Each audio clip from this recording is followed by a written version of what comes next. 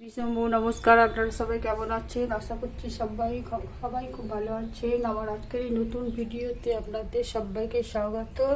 আমার পুজো হয়ে গেছে, এক ঝলক আমার ঠাকুরকে দেখে নিন।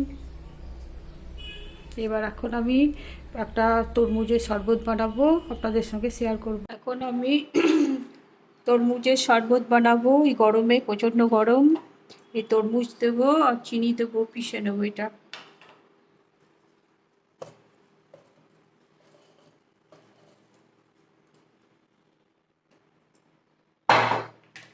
দেখুন আমার এটা পেশা হয়ে গেল, মিক্সিতে পিষে নিলাম।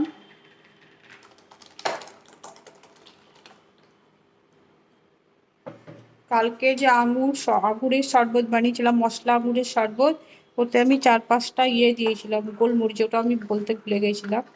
তো আজকে এখানে কিছু দেবো না, মশলা দেবো না, শুধু চিনি দিয়ে চেক করে দেখে নেবো।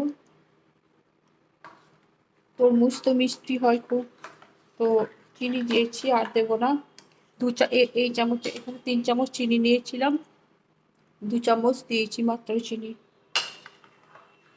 এটা একটু ঠান্ডা ছিল তরমুজটা, এর মধ্যে আর জল মেশাবো না।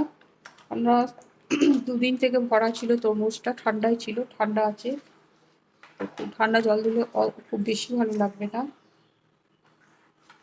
খুব ঠান্ডা হয়ে আছে, প্রচণ্ড ঠান্ডা হয়ে আছে।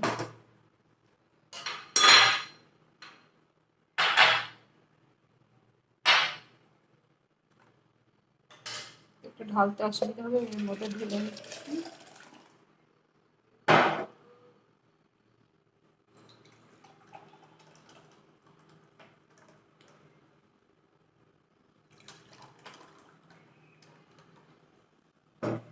এটা আমার ছেলের জন্য থাকলো, আর আমি ফ্রিজে ভরবো, এটা ঠান্ডা হয়ে যাবে, হয়ে যাবে, গরম হয়ে যাবে। এই দেখি কেমন লাগছে। খুব সুন্দর লাগছে। বাবু না, তো আপনারা এইভাবে করে খাবেন গরমের দিনে। খুব এখন প্রচণ্ড গরম, ভালোই লাগছে খেতে, ঠান্ডা ঠান্ডা, মিষ্টি মিষ্টি।